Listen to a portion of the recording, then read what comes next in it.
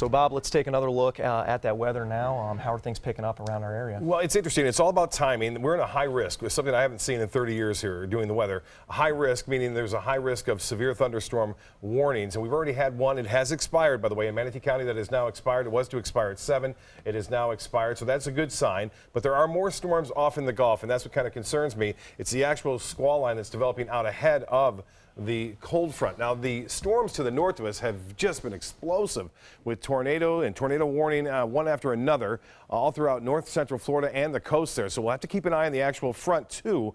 But the storms out ahead of them typically have the stronger supercells and can contain water spouts and as they move on shore, as well as tornadoes like we saw last year.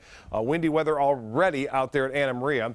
And as I mentioned, the tornado watch is in effect for our entire viewing area from Sarasota County northward through central Florida as well until 10 o'clock tonight. Now, this is the line, the actual cold front back here, which is causing the tornado outbreak to the north of us. So that still has to move through here. The squall line out ahead of it developed just about an hour and a half ago, and it has been rather intense, and it continues to intensify just to the west and southwest of Sarasota County. So folks haven't had a lot of rainfall, as we heard earlier from Erica on Siesta Key. It's about to come. And it looks like down in Venice, a couple of cells there. We'll keep an eye on those for you.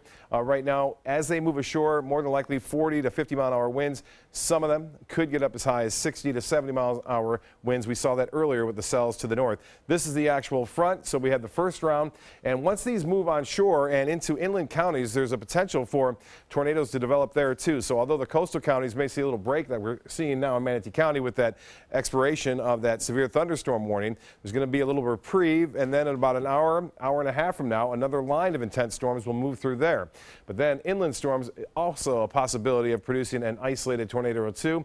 You can see Siesta Key. I mentioned the rain. It's starting to rain there now. And the folks that Erica was talking about, I'm sure, getting out of the way currently as that cell is moving to the northeast at around 50 miles an hour. So they're racing to the northeast. And cloud tops, not all that impressive. They're at 34 to 35,000 feet at this point, but still enough to generate some strong winds up, as I said, 50 to 60 miles an hour.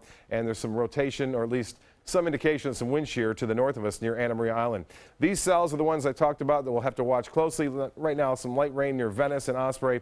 Again, some heavier showers well offshore of Sarasota and Charlotte counties. I mentioned that tornado watch doesn't include Charlotte County. That may change here in the next couple of hours. They may extend it southward.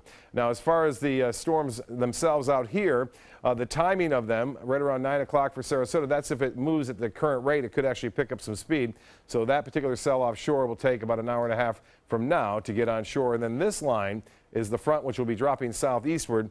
So we're going to stay in this threatening pattern at least through 10 o'clock tonight as we deal with that cold front moving on through. Currently at the Sarasota Bradian Airport, we have a storm 74. Dew point is at 70, and the pressure extremely low, 29.63 inches. Winds are sustained south at 23. We've had wind gusts up to 45 to 47 miles an hour at the St. Pete Airport, southward all the way down into the Southwest International Airport near Fort Myers. 80 degrees the high today, 72 the low. Those warm temperatures aid the storms too, so that's what we're seeing. And we could see up to a ½ inch to an inch of rainfall total across the region.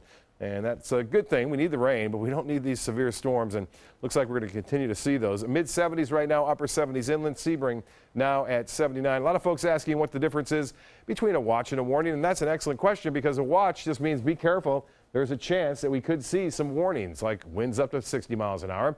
And also we could see a tornado. It's not happening right now. That's when we issue the warning. The warning means it is happening. Take shelter immediately if you are in a warned area. Well, the good news is that we'll get out of this situation as far as severe weather goes after 10 o'clock, it looks like, as the system moves on through. We'll still see some showers, it looks like, overnight. And even into Monday morning, there's a chance for some rainfall during the morning, and then clearing and turning cooler back at least down to seasonal averages for highs and lows, both on Monday and Tuesday. And guess what? Another cold front is due to arrive later on this week as we move in through the week. A chance for some cooler weather to move in by Thursday and Friday. I mentioned the rainfall totals fairly high and fairly significant as we move through, a ½ inch to an inch of rain. when it's all said and done. For boaters, not the best weather, obviously. Rough conditions out there for tomorrow. West winds at 30 knots. They'll subside to 20 to 25 in the afternoon. Seas 12 to 16 feet. And that's what I want to talk about is the fact that we have a coastal flood advisory, too. We're going to see tides running about 2 to 3 feet above average, and that always does cause some problems there. High tide at 8 o'clock for our area, and then another high tide tomorrow, which will also be a factor. At 11:32, sunrise will be at 7:20. The extended forecast, then we'll send it back to Adam. Right there it is. Cooler weather on Tuesday, and it looks like another cold front, stronger one. Cooler temperatures Friday through Sunday. Adam?